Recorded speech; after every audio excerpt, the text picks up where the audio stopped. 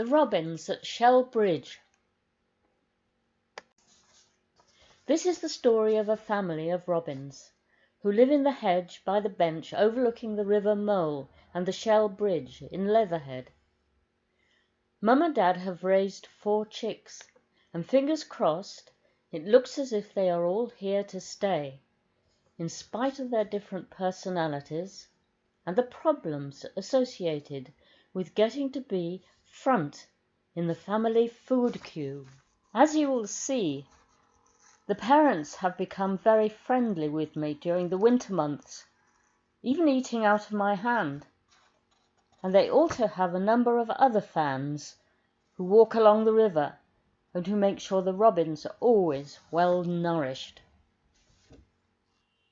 They live in the hedge on the other side of the path, and in winter they can seem quite exposed, but in summer when they're raising their family it's impossible to see just where their nest is, even though you can watch them coming and going to and fro.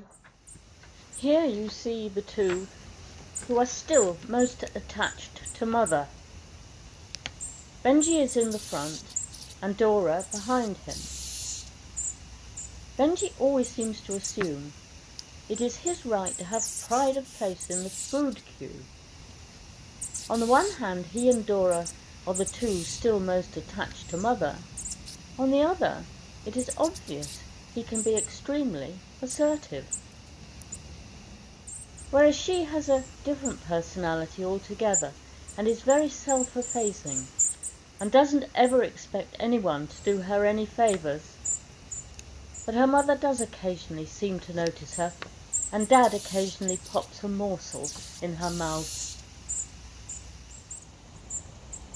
The 2 other siblings are Boris and Dolly.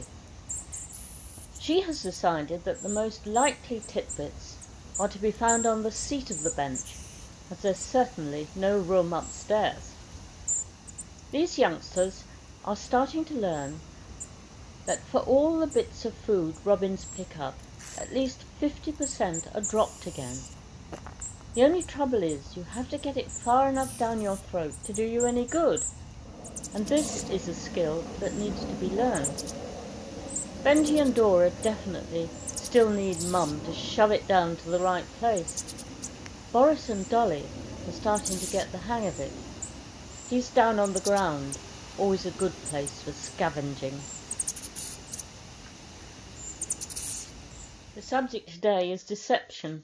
I don't know what deceptions my robins might practice, except maybe finding ways to protect themselves and their families from the many magpies and crows who inhabit the area and often make a loud noise, and who take over the bench and whatever is left to eat when the humans move away.